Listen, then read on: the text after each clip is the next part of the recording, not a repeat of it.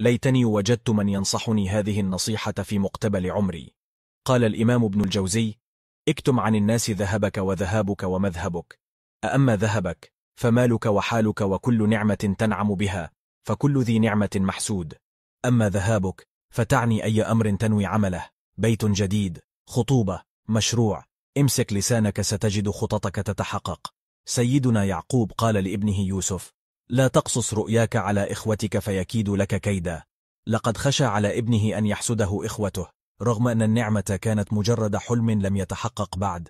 والسؤال الذي سيتبادر للذهن هو: كيف يمكن الجمع بين هذا الرأي وبين الآية: وأما بنعمة ربك فحدث؟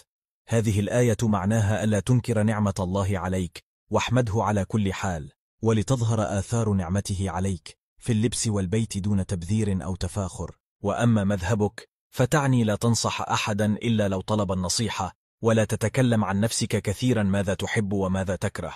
يقول سيدنا عمر بن الخطاب: ندمت على الكلام مرات، وما ندمت على الصمت مرة. سلاما على من مر صدفة فاستغفر، فزادني حسنة وزادت حسناته، وخفف ذنبي وخففت ذنبه.